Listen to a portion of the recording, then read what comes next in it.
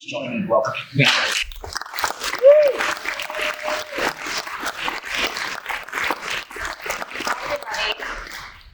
I do like to defend myself in that I did turn away at the hospital. And he was right.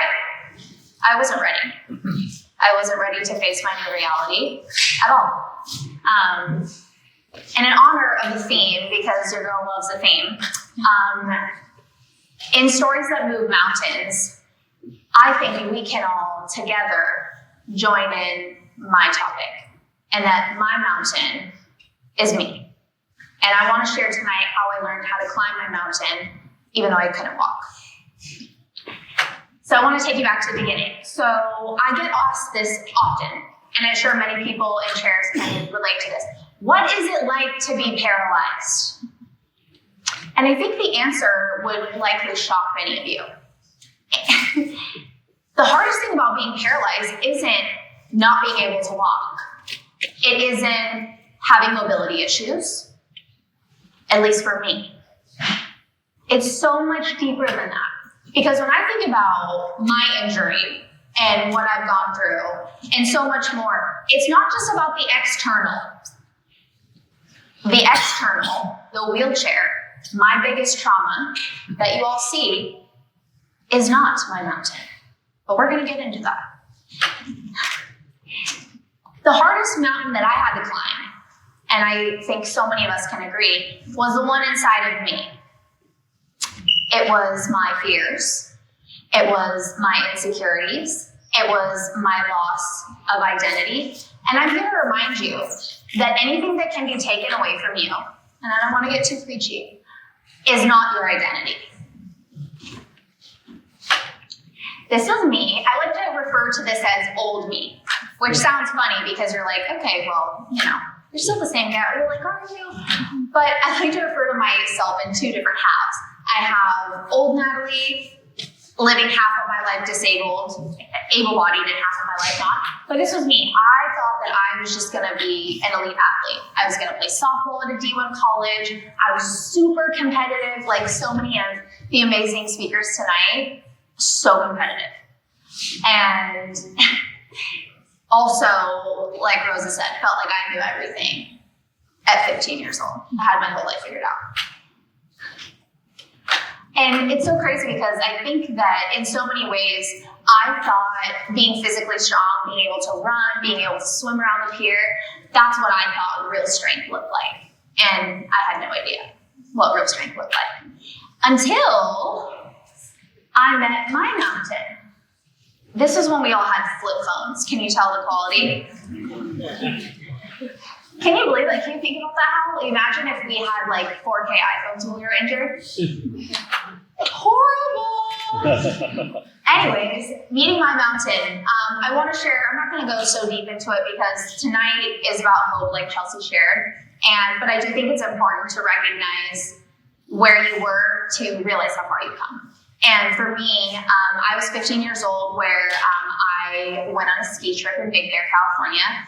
And for those of you who are local here, Big Bear has not awesome snow. And it was really icy when I decided to go skiing. And I caught too much speed. I ended up going up really high on a lip of snow, landed on my tailbone, and ended up sustaining a whiplash injury that broke my C5, C6 vertebrae, leaving me paralyzed from the neck down. And I remember laying flat in the snow and thinking, again, a naive 15-year-old, and I was telling Adler backstage, I'd never even broken a bone before. She had 17 on me. I had none. I didn't have a sprain.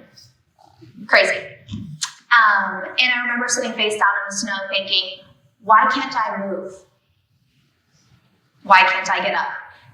And essentially was suffocating in the snow because of the spinal cord injury. Obviously, you're not going to move somebody when they say they can't move.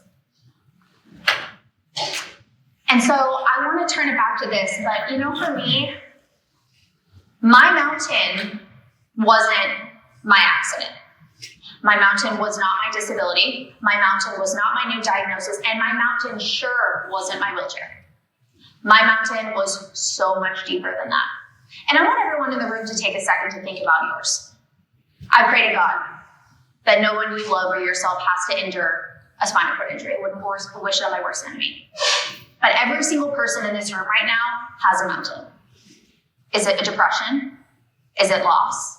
Is it grief? Think about it. Because we'll get to the end. We're going to do an exercise together.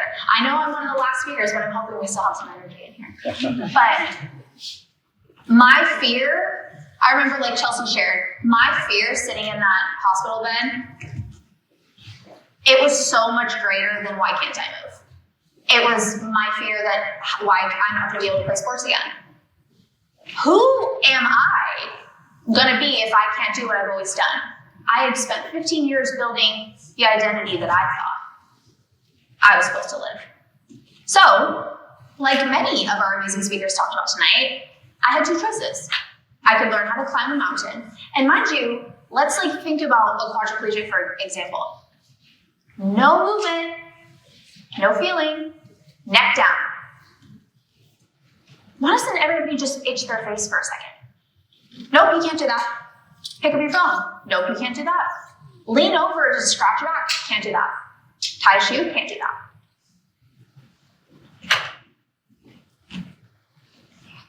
And so, in learning to climb, I want to talk about what that looked like. And we're all here tonight because of the Be Perfect Foundation. And Hal and I like to say that I'm like one of the OG, Chelsea too. Chelsea, Hal, and I, we all met at a place called Project Walk in Carlsbad. And I remember with Hal, we would always joke that I'm like, we're all like a part of this really, I'm not going to use an F-bomb because my mom's in the crowd, but messed up club that none of us wanted to be a part of, yet we all are so similar. We're all so driven. We're never going to give up, and we all have each other. And that was my first sense of community after my injury. I was like, wow, I'm not like a fish out of water. I have friends. And learning more about Hal and his friendship, I learned about the foundation. And his foundation was so gracious to sponsor physical therapy for me. Can anybody just take a guess what a catastrophic injury costs in the United States? And mind you, I got injured back in 2008. We're in 2025, where inflation is raging. Anybody want to take a guess? Million. $2.3 million in the United States for a spinal cord injury. Can you imagine spending $1 million on something you don't want? Yeah, me either. And so getting to my mountain and everybody's mountain that's shared, I want to ask you, what is your mountain?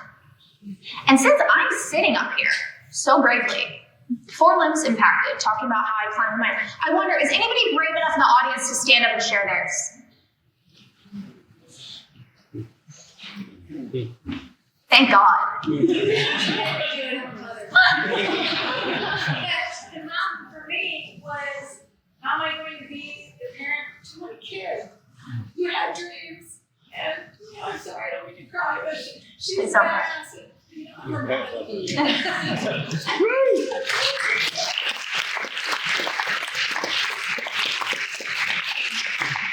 But I think at the end of the day, every single person in this room has a choice.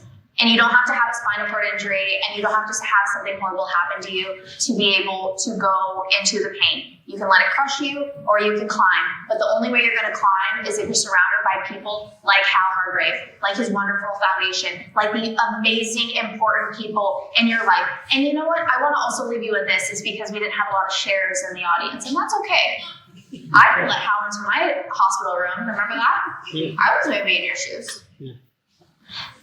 Do you know how much courage it takes to allow yourself to be seen? To allow yourself to share your trauma. Because you know what trauma does? It unites us, because we're all human beings and we all go through things. Some of us wear them on the outside. And I always joke, all my able-bodied friends, y'all get to carry it on the inside. But I'm so grateful to be able to be here and to share with you, because in this world, our current state of the world, we can use a lot more Hal Hargraves. We can use a lot more Perfect. And foundations don't just stick around for over decades without support of amazing people like you. So I'm not going to get too preachy because I don't know if that was a part of the curriculum. But as a believer, it feels wrong to not stand up here and know that if you have Jesus with you, who shall you fear? May God bless you. I'm Natalie.